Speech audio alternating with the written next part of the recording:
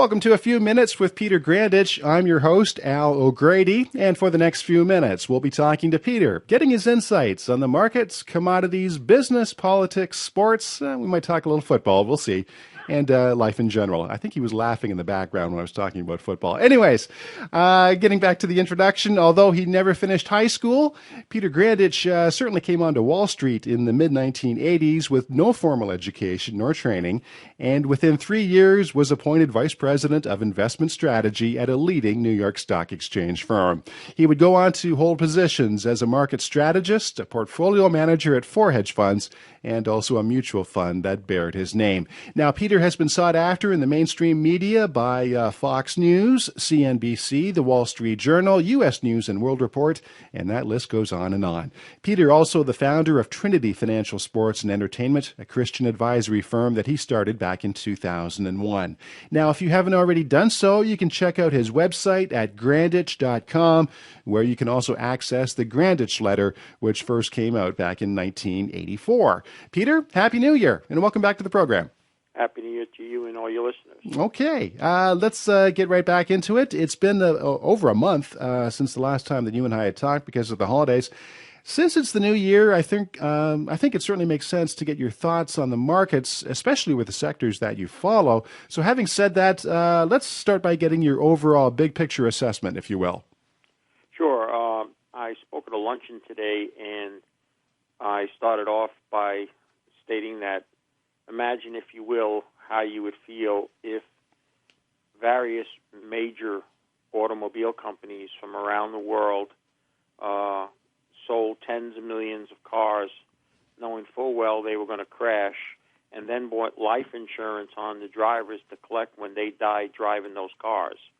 And people looked at me and said, what does that have to do with your investment outlook? I said, well, that is basically what the major financial institutions did a few years ago in the mortgage scam. And those people are still basically in charge of the game that you're about to, or say you're going to play in. So I really feel that to talk about, markets and things, we have to keep at least in the back of our mind that all is not fair in love and war, and certainly not fair in the investment world. And I really want to hit that home. And I think the very laxativeness of people, even when you say that, underscores really how bad things are, I think, overall, both in the financial service industry and economics in general. And yet, knowing that the very people who are responsible for that, and the people who should have been responsible of catching them and making them pay a serious price, are all still in charge of the game that we're about to embark on and talk about, I think we have to make that abundantly clear, in my view, that we're not playing in a fair game. So I hope you don't mind, but I think that's the best general assessment that I can give, and that is that we're not playing on a level playing field. And with that in mind, I'd be glad to proceed and talk about markets. Okay, now before we do that, I just want to pick up on the overall assessment and the feeling, if you will. And I know these are cliches. The stock market, a function of fear and greed. Is it just, is that kind of more important than the fundamentals? Is it an overall consumer confidence? How much of that really comes into play as far as, this year is concerned? Well, you see, I would know that there would be people from mainstream Wall Street who would argue that it's still, important companies and growth and all that. And I'm certain on individual companies and individual investment vehicles, and even some individuals working in the investment field, they are trying to go about it in a legitimate way. My problem, and the thing that I want people to hopefully take into account, is that by and large, the whole playing field itself is not leveled. And I think it's become increasingly unleveled.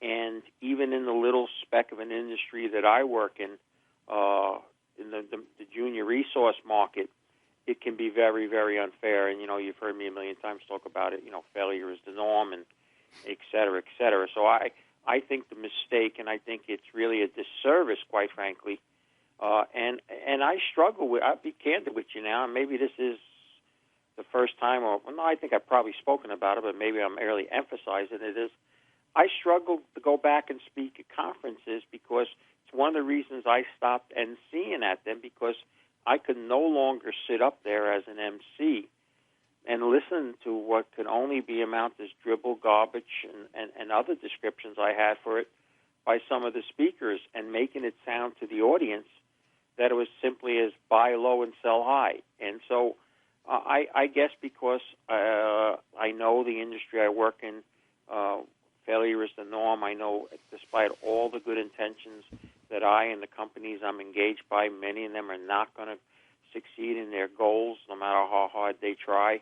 And I just want to continuously emphasize, at least anywhere where I'm concerned, that we're dealing in an era and an industry where it's very unbalanced and tilted against oneself. Okay, that's it as far. I know that's not exciting. Listen, no, it's not. I appreciate you having me on, and all that, but I really, and it's not a New Year's resolution. I believe I've spoken like this for the last several years, but I really am getting quite angry and frustrated to see that how bad things have gotten, and how little the people who should be most responsible to be clear and objective, including some or many in the mainstream media, not taking that into account. And this is not anything to do about, my personal dislike for one person and challenges and all. This has to do with the whole scheme in general. And I'm watching even good friends of mine who recognize and agree are taking an attitude, well, you know what, I'll try to milk it as much as I can before it all comes apart. And I guess that live chicken versus a dead duck attitude that I spoke about in my blog about an outlook is really paramount in my book. And despite, optimism that certain monies can be made and certain penny stocks may turn into dollar stocks, what have you, I just think the whole arena, the financial service arena, and that's because the political arena that's responsible for, and the economics, the governments that surround it, by and large, have been corrupted. And it's not the fair and somewhat easy way that's portrayed on the financial networks and in the commercials, but it's really a major uphill battle for the average person out there. So I won't say this every week we're on, but I just want everybody to keep this in the back of their mind, because I do. Okay.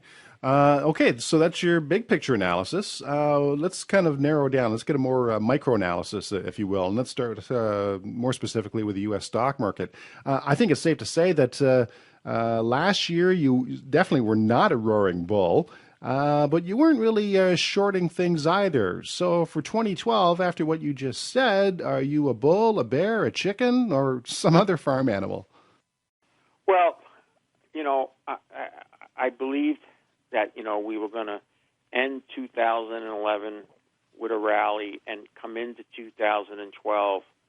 And as I noted several days ago, my outlook, the least resistance for now is to the upside. I think because it's a game that's highly influential and controlled mostly by certain groups, those groups have a major bias to the upside. They have the cards that they would need to make that bias work. They have if you want to call it an uptick in economy, I mean, it's feeble, it's fragile, it has a ceiling, it can't go very strong because of all the debt and all that that weighs it down, but the economy is at least coming off the ground. It has a fairly likelihood that, although there'll be a lot of political rhetoric and there is a stalemate in Washington, the fact that both parties will try to project hope if their candidate gets elected, a lot of people will put off the reality of what still needs to be done until after the election. And it just has a lesser of two evils look right now than supposedly putting money in Europe. So that's why I just think the U.S. stock market is not a place I want to put large sums of money in and hold for 3 or 5 years. But at the same time, I think it can work higher, and it has been wise not to short it as many have, and I've avoided. In fact, the only trade I ended up making last year in the market was from the long side. So I just think, at least for the future, foreseeable future, meaning matters days and several weeks, the least resistance for the U.S. stock market is higher. Okay. Any sort of correlation in terms of presidential years and how the stock market has fared in those presidential years, or is it strictly coincidental, or any correlation? I think those, that's like the Super Bowl winner and all. None of those things have any realistic fact. I mean, you could make an argument in a presidential year, people are more optimistic, the hope that the next guy does what needs to be done, so they look at things half full versus half empty. I mean, you can't go down that road. I just think that things are so much different. So many different factors make up the markets than they did 20 or 30 years ago, that to compare this market to 20 or 30 years ago is not appropriate. But I do think the political process will grab media attention, and there'll be a lot of fluff, but nothing's getting done. The pile of problems, particularly on the debt side in America, grow larger. They're abundantly worse in my mind than anything that Europe is facing now, even though we got our heads in the sand here. And one day, like it or not, Americans will have their heads pulled out of the sand. And what they see when that day comes will be uglier than anything that's being seen in Europe right now. But that day could be 6 months from now. It could even be 6 years from now. But it's coming, and it's closer now than ever before. And that's why I don't want to take a very long bullish stance into U.S. financial assets. Okay, let's move from equities to bonds. You said in your 2012 outlook that bonds would be the worst investment for the next 10 years. Now, given that they've been among the best for the last 10, what do you see that's making them go from the penthouse to the outhouse? Well, there's just no more room for the dramatic, and this was mostly led by Greenspan, by the way, but the artificial lowering of interest rates and the absolute open Pandora's box to out-of-control debt levels that Greenspan oversaw and allowed monetary policy to get to the point where interest rates have gone to practically zero. That eventually can't stay. Eventually, all this money that's been created, even if it's bad money and cheap money, will have an inflationary effect down the road. And I just don't see how buying a 10-year bond at 2% or a 30-year bond at less than 4%, how one can expect to have increased purchasing power, because I believe inflation is dramatically higher than 2 or 4%. I don't believe the government statistics. I believe I've seen enough evidence demonstrated by qualified independent economists that show inflation is going at a much higher level. You don't have to need anything else other than to see what it costs us each day. And I think to lend money to a potentially weaker creditor who may not have the same strength of ability to pay back as they did 20 or 30 years ago at such a low rate, knowing that my purchasing power will dissipate. Quite frankly, I'd own stocks before I own bonds. I would just avoid bonds like the plague. Just to take a devil's advocate position for a second, if you have the stock market that's constantly losing money, if you're into -5, -10% returns, plus 2%, while it's minuscule, is still outperforming equities in that scenario. Well, and that's if you think the market will average 5 or 10% down each year for the next 10 years and be down. The thing about the bonds is we know what possible room there is. The upside room is very limited because what can the bonds go to? I mean, we're not going to get to minus 2% interest rate. We're just not. So there's a very limited capital appreciation level on the bonds with an extremely low interest rate. So the upside is extremely limited, but the downside can be tremendously bad.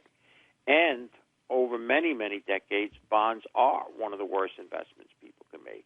Right. So I just think this is the least time you would want to be long bonds. I just can't bring myself to short them yet, but I certainly don't want to be anything related on the long side to them. Anything that you're waiting for as to what the signal would be where you would actually find yourself shorting bonds? I guess if the rates dropped back to a new low, if we got below 1 3/4 on the 10-year, I would just think it's too ridiculous.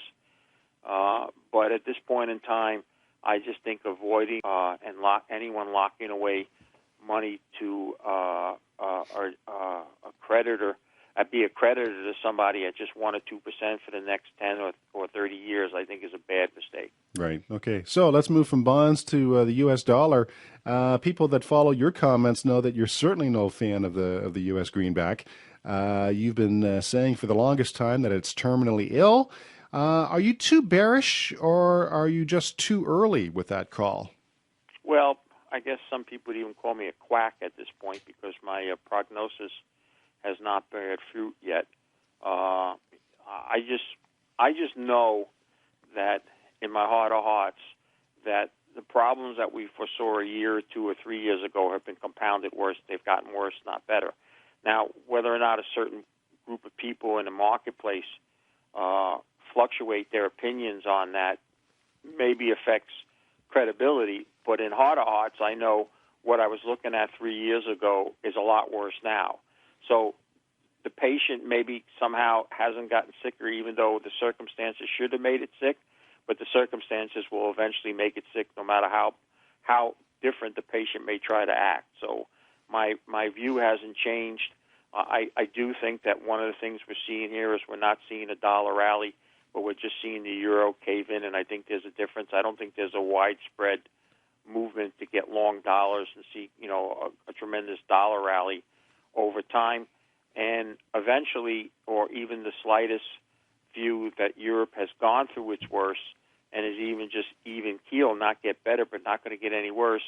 I think the reality of what has happened in the U.S. economically, and especially from a debt level standpoint, I think we'll have a much bigger financial crisis. And it sounds weird, but we're going to look for Europeans and others to bail us out, and they won't be in a position to. So we will eventually, in my opinion, have a crisis far worse than anything we've seen before. Has it been put off? Yeah, but the problem is by putting it off, it makes the inevitable crisis that much worse, in my opinion. Wow. Okay. I know I'm full of cheers. Yeah, today, no kidding. I was feeling rather good before I called you. Yeah. Moving on, you certainly put your money where your mouth is when it comes to the price of gold. It goes without saying that you certainly get an A+ when it comes to forecasting the price of gold for the last decade. For those that follow your blog, you are really putting your money where your mouth is when it comes to an interesting bet for some of the naysayers. You've pledged $2 million that gold will hit or will go past 2,100 before it goes under 1,000. First of all, it must be nice to have $2 million for a bet like that. Secondly, it's not really a $64,000 question, but more like a $2 million question. What's the latest? What's going on with that wager? Well, for the 1 or 2, and it was only 1 or 2 people who wrote as if I was conceited or something because I was trying to stress wealth. It had nothing to do with that. I consider everything and anything, and anybody knows me and knows what I do with a good part of my blessings, they would know that it didn't come from a standpoint of conceitedness or proudness or anything of that I know my Lord and Savior hates. What was irking me to no end was the continuing lack of fairness by financial journalists towards one in particular, but 2 total people, but one who has been so horrifically wrong and has been so lieful that actual written statements that they themselves, the journalists, can see that the person made, twist and turns, and not only makes like he didn't say that, but actually says the opposite years later, knowing full well it's still out there that you could actually see what the person said. And then to have that person's viewpoint be blasted all over for the so-called general audience to hear as if he is justifiably even an expert to listen to really irked me. And the only way it seemed to me to hopefully get some attention to this horrific situation was to challenge the person. And what I found really interesting, and I don't want to spend too much, that was part of my resolutions, not to waste energy on somebody that, as somebody says, it's not even worth wasting on. But what I found really ironic was in an interview this person just did a couple days ago, he says absolutely that he doesn't see the gold going over 2,000. It has a reasonable chance to go over 1,000. Okay, let's bet. Name the number. Okay, if it's not $1 million or $2 million, I once offered to make it $1 bet, but make the bet.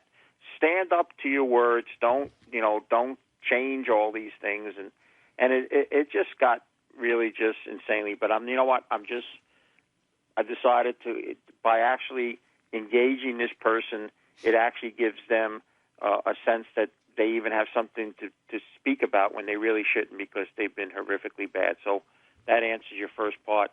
The end of the bet, no more discussion about that, move on. In terms of gold itself, I found today to be an extremely interesting day, and I think it bears extreme watching as we get into next week. And by the time we do an interview again, please God, we'll have more to say on it. But what I said I think yesterday after, one of your Canadian financial publications wrote about Mr. Gottman switching, and that, his gold call turned out to be wrong. And I noted in my write-up on my blog that we should not get cocky that gold has suddenly turned around and cleared, that there was still going to be technical selling.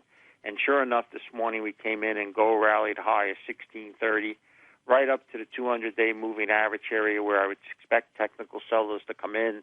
They did. They took gold briefly down to as low as 1600, and then it closed midway in the range around 16, 17, 18. And that was actually a good day. It would have been best if it reversed again and finished up, but the fact that they couldn't take it down again was good. I suspect that the technical bearish traders will continue to do that until we get a close above 1636. I think that's an important number for people to watch next week. I think if we can get two closes above it, 1646. I think if we get two closes above it, I think we'll get an all-clear technical signal. But I'm not really worried about that, because what I emphasize, the physical market continues to be dominated by strong buyers. You use any weakness, and the mother of all bull markets, in my mind, continues. So maybe a few more days or even a few more weeks of challenging, and some volatility, but in the longer run, the gold bull market remains fully intact, and these perma bears and weak knee bulls will be bloody for the umpteenth time again. Okay. Now, we've talked about gold. What about silver and base metals? You stated in your 2012 forecast that you believe that they're at their bottoms. So having said that, is it a good time to buy?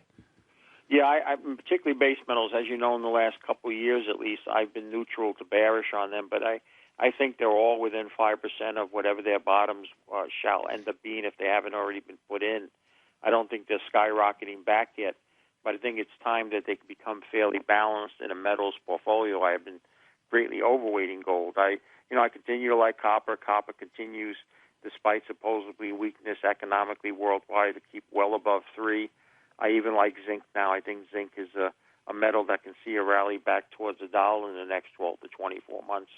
And so I think base metals in general are worth looking at again, even though I've been basically greatly underweighting them up until now. Okay. Let's talk about oil for a second. For those that are into technical analysis, like yours truly, what was once resistance can actually turn into support. As the year drew to a close, you felt that the $100 top would actually turn out to be the bottom for oil. So do you still feel that way? And also, what's happening with the so-called natural gas bull market? Well, I'll answer the last part first. It passed out. It fizzled out.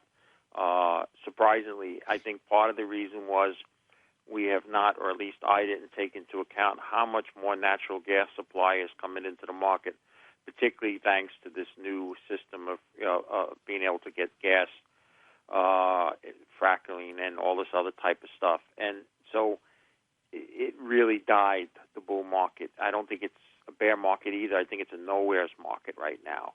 Oil, on the other hand, I think is really starting to get a Middle East premium in it again. I think people are realizing it took maybe a year or two longer than most had expected, including myself. But the Middle East, once again, is becoming a Pandora's box, and we're starting to see a good premium built into the oil price, and concerns the latest, the Iran saber rattling and many other things that involve Israel and its enemies and so forth. I do think that barring a total world economic collapse, and I don't know, that could always happen, but I wouldn't worry about it.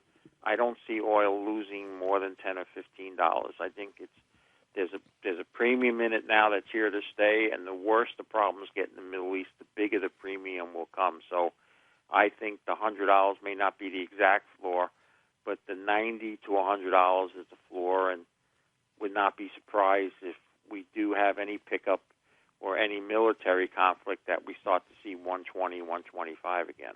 Okay. You seemed rather pessimistic throughout the course of our discussion. Are there any companies that you do like, Peter? Well, there's companies that I like, and I like because,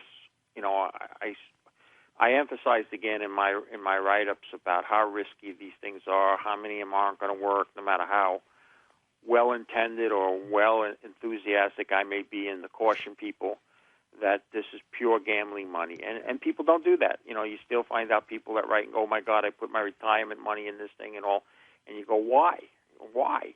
But having said that, if someone is willing to lose part or all their capital, I think there's opportunities. I'm pretty well enthusiastic on a lot of the issues. There's some that aren't working out, and that's always comes with the territory. But one of the areas that I think is going to get more and more attention in our market is this iron ore play in the Labrador Trough. We just had excellent news from a client of ours, Alderon, one of the most recognized politicians in all of Canada, former premier of Labrador, has come to an advisor to the company. I think that's an indication that things like port access and infrastructure and abilities to move forward are more likely to happen now when somebody of that political weight comes on board. I don't think they're brought in for, dressing up.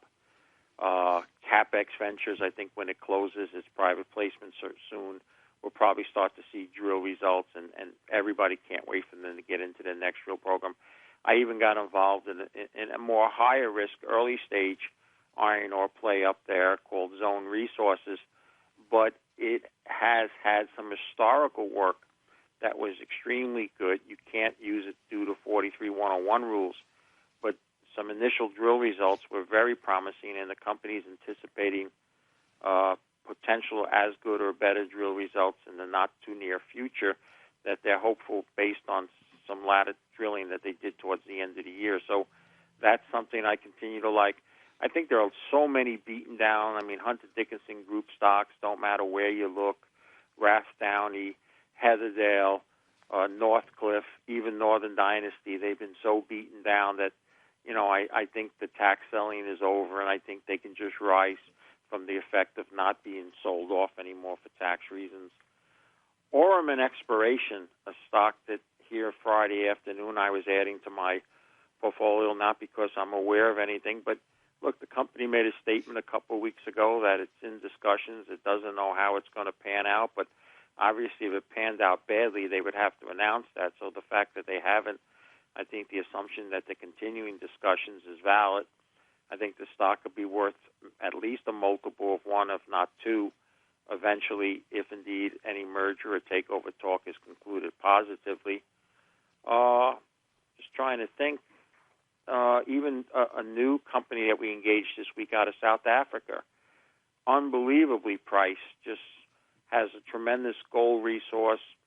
Valuation is ridiculously low. Wits Gold, very thinly traded, WGR on the Toronto, but a $5 number that can be worth multiples if they're able to bring one or more of their current deposits into production. So, those are some of the things, and as the weeks go on, we'll look at more. But again, I want to emphasize to people, these type of companies are gambling. And if you financially and mentally can't afford to lose part or all of it, don't fool yourself. Don't buy into the dream, and just, maybe you should go buy a bond or something, because these things lose more than they make. But when they make up pretty good, and that's the gamble. That's what you're speculating on. Okay. Why don't you do some speculating as to who you think is going to win the Super Bowl this year? The playoffs start this weekend. It's hard to go against Green Bay or New Orleans. I think in the end, that would be the ultimate Super Bowl if they could play each other right now. Yeah. It'd be a hell of a high-scoring game, but it'd be a great Super Bowl. Yeah. but one of them is going to lose because one of them is probably going to. They're each going to likely play each other in the conference championship game. I still think it's hard. As long as Tom Brady's on the field, it's hard to bet against him. But I still think Baltimore probably has as good a shot or better than Pittsburgh to get to the Super Bowl as well.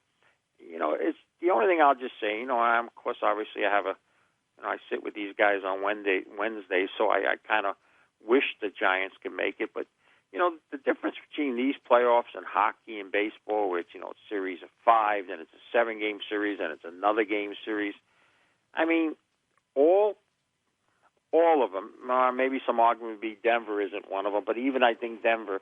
But if you take Denver or one out, 10 of the teams right now in the playoffs could all beat each other on any given day. Oh, they for really sure. could. Yep, you're right. And so, since it only takes 3 wins to get to the Super Bowl, there's always that better chance in this than other professional sports for an underdog to get there. So you never know, But realistically, right now, I think if next Sunday they made the New Orleans versus the Green Bay Packers, it'd be a hell of a Super Bowl. It would be. It really would be. And but we know who's not in the Super Bowl, don't we? Or can't win it, don't we? Yeah, the Jets. And there's another team down in Texas that didn't make it. Let's see. No, the Houston Texans are in the playoffs. Yeah, there's another team. Your team. Oh. How do you like them Cowboys? Well, you know what? They didn't have a losing record. They had a 500 record. If you're 500, is that a winning record? It's like kissing your sister. It's like kissing your sister is exactly right. So, no, I mean, I tell you, the Cowboys easily, there were about 4 or 5 games that they could have won, but they didn't. And I'm not going to play the woulda, coulda, shoulda card. The best 500 team in football was the Philadelphia Eagles. Yeah, you're right. Yeah, they finished strong. They had a very awful November, and they easily could have been in the playoffs. They could be a force to be reckoned with if they made it. Yeah, that's true. But that's the beauty of football. I mean, it's yes, it is. 16 games, and every game's important. And if you're cold just for a couple of weeks, well, you'll be sitting on the sidelines and watching other teams play. But the Cowboys have been in the Super Bowl more than anyone else. I just thought I'd mention that for you. If it helps you anything, and she'll kill me, but she never listened to this, so she won't know I said it. But my daughter has a date tonight with the Cowboys coach's nephew. Oh, really? That's right. Okay. So how do you feel about that? Well, I told her, if she goes and ends up marrying this guy, Daddy will go to a Cowboy game, but I won't sit in the box with Jones. Oh, you'd do anything for your daughter. Yes, you would. No, I couldn't bring myself to do that, I don't think. So, okay, do your Giants get past Atlanta? My heart says yes. My brain says no. But I'll tell you what's happening with the Giants right now. For the first time the whole season, the whole defense is intact. They are? And the running backs are back. Yeah. And defense can get you to a Super Bowl. Yeah, it can. But you know what? I think of all the playoff teams, Atlanta is the real sleeper. I wouldn't be surprised if Atlanta makes it to the NFC Championship. Well, I'm not saying that they will, but I'm saying it wouldn't surprise me. I think they would have a lot more going for them if they were playing in their dome. They're not as good a team outside that dome. Yeah, okay. Fair point. Fair point. Well, we shall see next week. We shall. And Peter, as always, thanks very much for your time. I look forward to talking with you again next week and also the weeks heading into the new year. So have a great week. And if anybody's still listening and hasn't slit their wrist, I look forward to speaking to them. Okay. This interview will appear on my website, corporateinterviews.com. It can also be accessed on YouTube and iTunes. Just type in Grandich in those respective search engines to not only access this interview, but also interviews that we've done in the past. Now, if you have any questions for Peter, by all means, send me an email. My email address is very simple, al@corporateinterviews.com. We will do our best to get your question on to Peter for the next show. However, please keep your question very generic in nature and not company specific. For Peter Grandich, I'm Al O'Grady. Thanks very much for joining us.